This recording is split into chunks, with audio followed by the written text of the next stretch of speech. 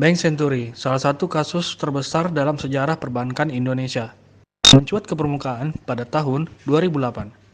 Kasus ini mengguncang perekonomian dan politik Indonesia. Namun, apa sebenarnya yang terjadi dan mengapa kasus ini begitu kontroversial? Bank Century lahir dari penggabungan tiga bank, Bank Piko, Bank CIC, dan Bank Denpek pada tahun 2001.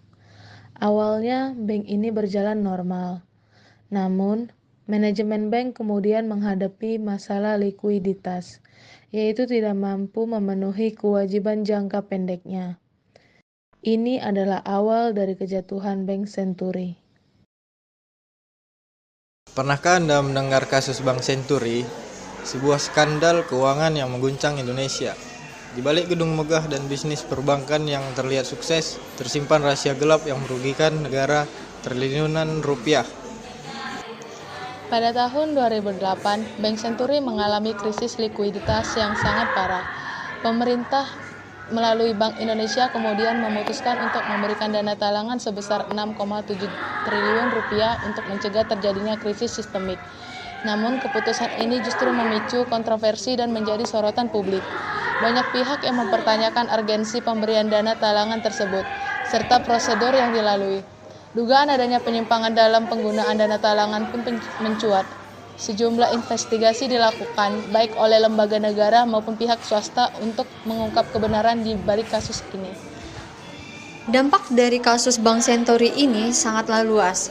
Selain merugikan negara triliunan rupiah, kasus ini juga memicu ketidakstabilan ekonomi dan menurunkan kepercayaan masyarakat terhadap sistem perbankan. Banyak nasabah Bank Century yang kehilangan uang simpanannya, sementara investor asing menjadi enggan menanamkan modal di Indonesia. Kepercayaan yang hilang ini sulit untuk dipulihkan dan berdampak pada pertumbuhan ekonomi jangka panjang.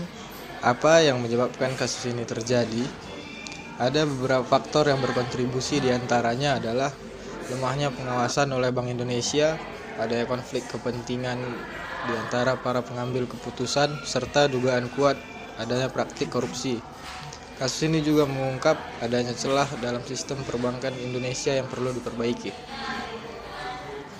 Proses hukum terhadap para pelaku kasus Bank Century berlangsung cukup panjang dan penuh lika-liku.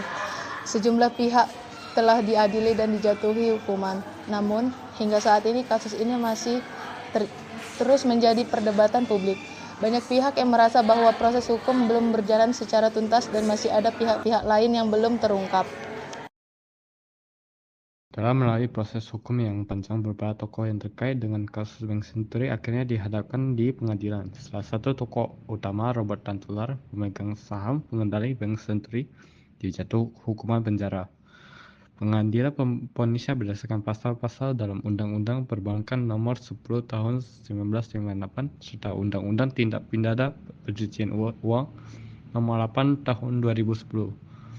Kemudian Budi Mulya divonis 10 tahun penjara dan denda 500 juta rupiah oleh Pengadilan Tindak Pidana Korupsi Jakarta pada 17 Juli 2014.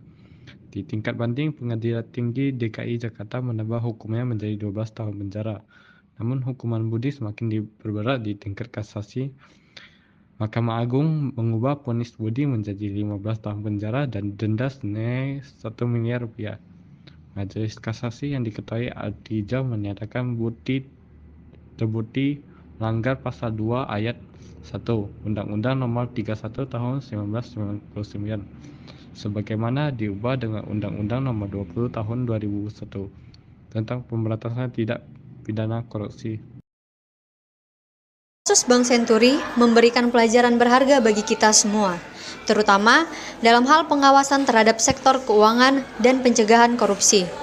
Kita perlu memperkuat sistem pengawasan, meningkatkan transparansi dalam pengambilan keputusan, dan menjamin akuntabilitas para pejabat publik.